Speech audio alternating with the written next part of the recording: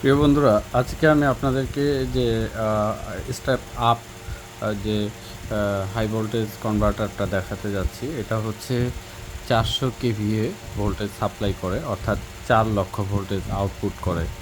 এটা অত্যন্ত high voltage. এটার ইনপুট হচ্ছে যে 4 ভোল্ট।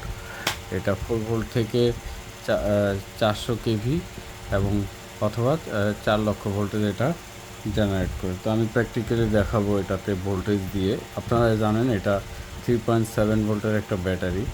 আমি এটাকে এর সাথে সংযুক্ত করব, কারণ এটা নেগেটিভ পজিটিভ আছে। এই নেগেটিভ পজিটিভ উল্টা করলে পরে এটা কাজ করবে না। আমি স্বাভাবিকভাবে এটাকে সঠিক নিয়মে এটা পজিটিভের সাথে পজিটিভ সংযুক্ত করতেছি। এরপরে আমি এটাকে নেগেটিভের সাথে নেগেটিভ সংযুক্ত করে দিব।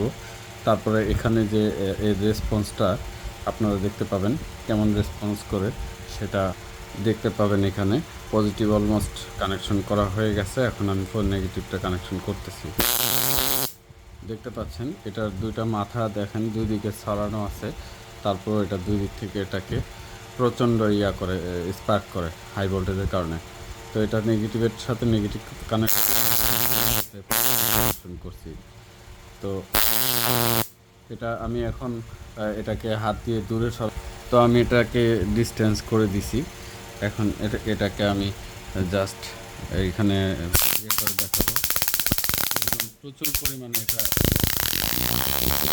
দেখতে পাচ্ছেন।